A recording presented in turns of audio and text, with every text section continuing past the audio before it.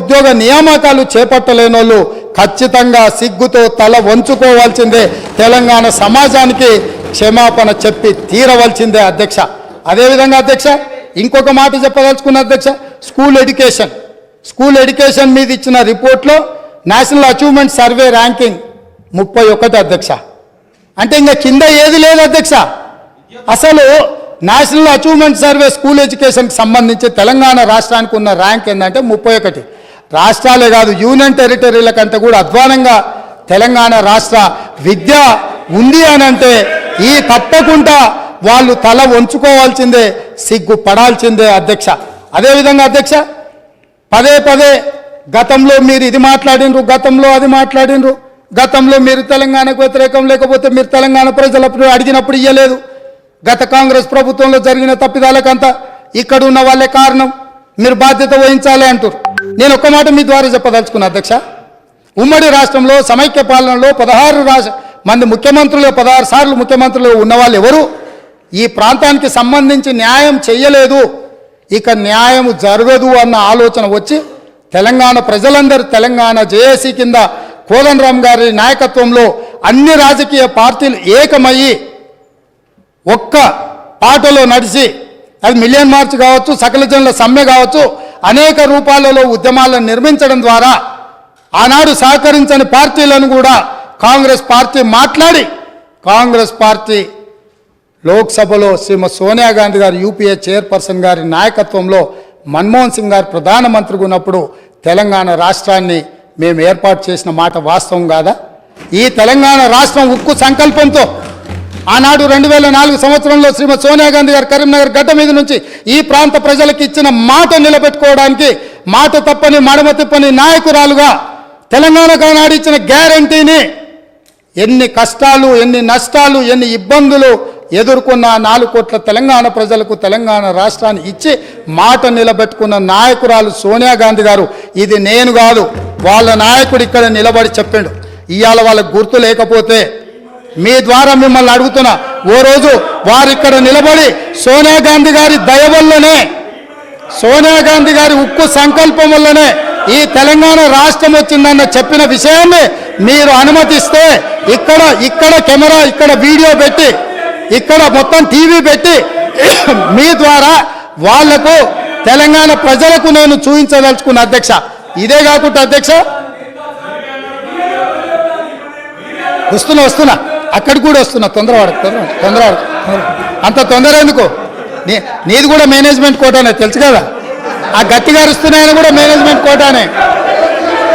So అదేవిధంగా అధ్యక్ష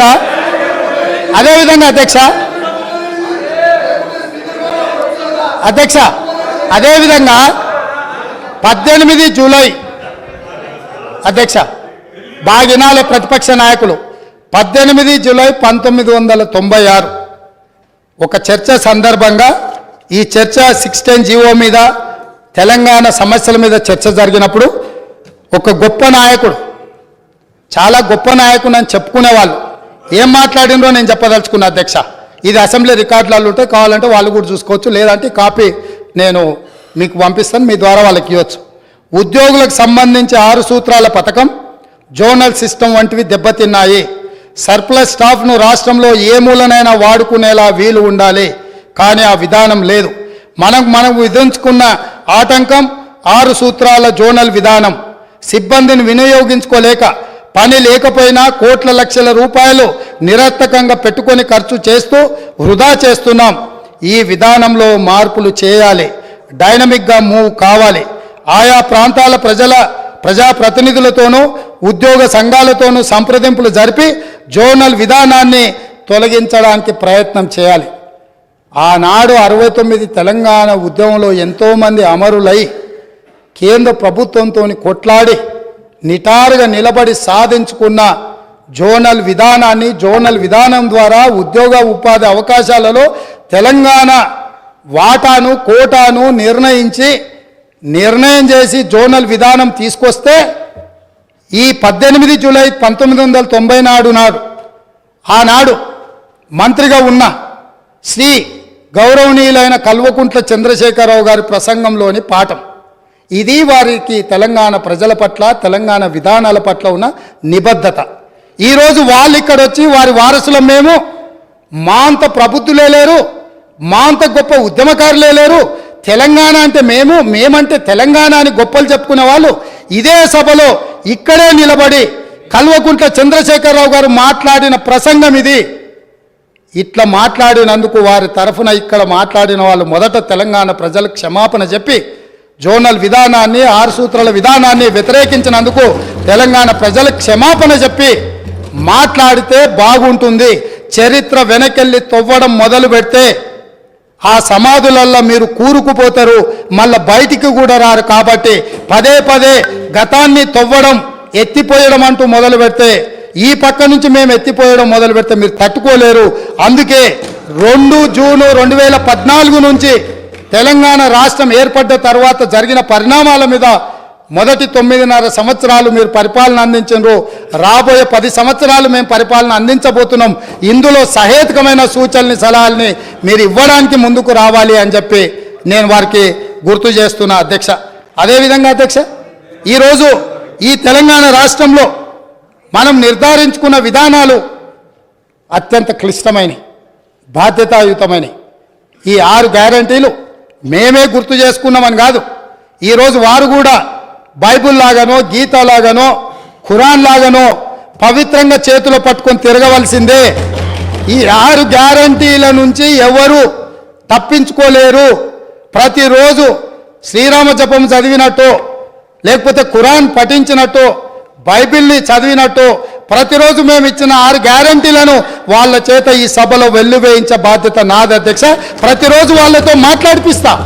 ఎందుకు అనంటే వాళ్లకు కూడా పథకాలలో ఉన్న గొప్పతనం అర్థం కావాలి, అర్థం చెయ్యాలి. అందుకే మీరు మిమ్మల్ని విజ్ఞప్తి చేస్తున్నా, రిక్వెస్ట్ చేస్తున్నా, వాళ్లకు అవసరమైనప్పుడు మైక్ ఇచ్చి వాళ్ళని ఎప్పటికప్పుడు మాట్లాడించాల్సిందిగా నేను కోరుకుంటున్నాను అధ్యక్ష. అదే విధంగా అధ్యక్ష, గవర్నర్ ప్రసంగము కాంగ్రెస్ పార్టీ మేనిఫెస్టో లాగానే ఉందని మరి పెద్దలు చాలా అనుభవజ్ఞులు కడియం శ్రీహరి గారు, వారి పట్ల నాకు గౌరవం ఉంది. ఎప్పుడైనా మీరు ఇంతకాలము మంత్రిగా ఉప ముఖ్యమంత్రిగా పనిచేసిండ్రు, ఏ గవర్నర్ గారి ప్రసంగమైనా మా ప్రభుత్వం యొక్క ప్రణాళిక, మా విధి విధానాలు, మా భవిష్యత్తు ఏదైతే ప్రణాళిక ఉన్నదో ఆ భవిష్యత్తు ప్రణాళికలనే మేము క్యాబినెట్లో చర్చించి మేము భవిష్యత్తులో ప్రజలకి ఏ విధంగా మేము మేలు చేయబోతున్నామో, ఈ ప్రజల బాగు కోసం, అభ్యున్నతి కోసం మేము చేపట్టబోయే చర్యలు ఏమున్నాయో గవర్నర్ ద్వారా మేము ప్రజలకు వివరించదలుచుకున్నాం. గవర్నర్ ప్రసంగం అంటే క్యాబినెట్ ఆమోదం పొందిన ప్రసంగం. కాబట్టి గవర్నర్ గారి ప్రసంగం బల్లగుద్ది చెప్తున్న మా కాంగ్రెస్ పార్టీ మేనిఫెస్టోనే గవర్నర్ గారి ప్రసంగంలో పెట్టినాం. అది మా బాధ్యత. అది అల్లా తప్పగా తయారు చేసింది కాదు, నిబద్ధతతోని నిక్కచ్చితంగా మేమందరం కూర్చొని, ఎవరో ఒక్కరు ఎక్కడనో కూర్చొని ఏదో రాసి ఏదో ఇచ్చి ఏదో చదివించే విధానం కాంగ్రెస్లో లేదు. సమిష్టి నాయకత్వం, సమిష్టి నిర్ణయాలు, సమిష్టిగా పరిపాలన జరుగుతుంది, సామాజిక న్యాయం జరుగుతుంది. అందుకే కాంగ్రెస్ పార్టీ స్పష్టంగా చెప్పింది, 6 గ్యారంటీలతో పాటు 7వ గ్యారంటీ ఇస్తున్నాం. ప్రజాస్వామ్యాన్ని ప్రజలకు అందిస్తాము, ప్రజలకు స్వేచ్ఛనిస్తాం, ప్రజలకు సామాజిక న్యాయాన్ని అందిస్తాం, సమానమైన అభివృద్ధిని తీసుకొస్తామని చెప్పి ప్రజలకు మేము మాట ఇచ్చినాం.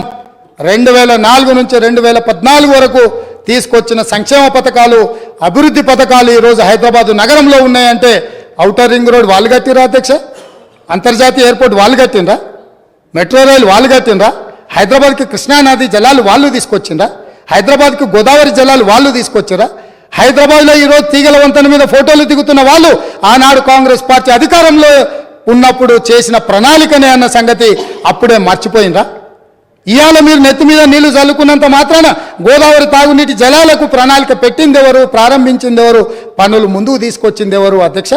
ప్రాణహిత చేవెళ్ల ప్రాజెక్టును ఆనాడు దేవేందర్ గౌడ్ గారు పాదయాత్ర చేసి తెలంగాణ ప్రజలకు ప్రాణహిత చేవెళ్ల ప్రాజెక్టు కావాలి అని అంటే ఒక తెలంగాణ బిడ్డగా దేవేందర్ గౌడ్ గారు కాంగ్రెస్ పార్టీ కాకపోయినా ఆనాటి కాంగ్రెస్ పార్టీ ఈ ప్రాజెక్టు ద్వారా 14 లక్షల ఎకరాలకు 38,400 కోట్ల రూపాయలతోటి నీళ్లు ఇవ్వాలని ఉక్కు సంకల్పంతో డాక్టర్ బాబాసాహెబ్ అంబేద్కర్ ప్రాణహిత చేవెళ్ల ప్రాజెక్టును ప్రారంభించారు. పెద్దలు వెంకటస్వామి గారి సూచనతోని ఆ పేరును పెట్టినరు. పనులు ప్రారంభించి చేవెళ్లలో అర్ధాంతరంగా ఆగిపోయిన పనులకు ఎవరు బాధ్యత తీసుకుంటారని నేను అడుగుతున్నా అధ్యక్ష.